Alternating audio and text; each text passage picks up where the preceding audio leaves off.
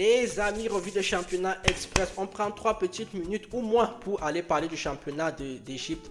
La phase des équipes qui jouent la relégation, 12e et avant-dernière journée. Dans cette 12e et avant-dernière journée, on pouvait tout de suite savoir qui allait descendre. Il suffisait juste que Al Ittihad gagne son match pour envoyer en deuxième division Karaba Ismailia, Aras El Oudoud, Farko et Ismaili. Et Al Ittihad a sorti le grand match. Ils ont gagné ce week-end.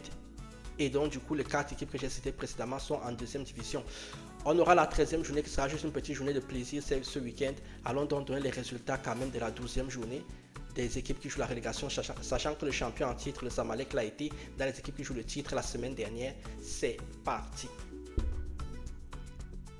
On va donc commencer par Al Ittihad justement qui jouait face à Ismaili, victoire de Al Ittihad 3-0. Vous l'aurez compris, Al Ittihad a officiellement avec cette victoire envoyé en deuxième division Karaba Ismailia, Aras, Farko et Ismaili. A noter que Aras, Farko et Ismaili étaient déjà en deuxième division depuis la semaine dernière. Justement, Aras jouait face à Petrojet, il y a eu victoire de Petrojet 3-0. Karaba Ismaili a fait 2 partout avec Arab Contractor. Donc, même si Al Ittihad avait perdu, avait fait match nul plus tôt, ce match nul de Karaba Ismaili ne les aurait pas arrangés de toutes les façons. Modern Sport a fait 0-0 avec Gazelle. Farko a été battu par National Bank of Egypt 1-0. National Bank of Egypt a eu tout l'argent comme est sur vous. Je ne comprends pas que vous soyez dans le groupe des équipes qui jouent la relégation. Je suis toujours étonné de voir cette équipe à ce niveau chaque année. El Gouna a battu El Gaège 2-1 et Wadi Degla a fait 2 partout avec Z. Au classement donc, on va descendre en bas parce que comme c'est des équipes qui jouent le maintien, c'est le bas du classement qui nous intéresse.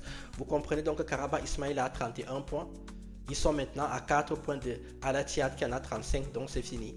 Même s'ils gagnent le prochain match, ils en auront 34 et Al Ittihad aura 35. Donc Karaba Ismailia sera en deuxième division, Aras El Oudoud sera en deuxième division, Farko sera en deuxième division et Ismaili sera en deuxième division.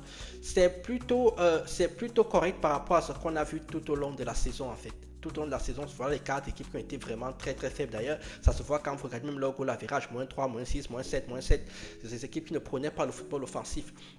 Lors donc de la dernière journée, c'est-à-dire la 13e qui aura lieu, qui va commencer aujourd'hui, qui va se terminer demain, Petrojet face à El Gouna sera aujourd'hui, El Gaège face à Wadi Degla, Ismaili face à Farko, et pour la 13e qui sera demain, Arab Contractor face à Modern Sport, Gazelle face à Aras, El Oudoud, National Bank of Egypt face à Al Ittihad et enfin Z face à Karaba Ismailia.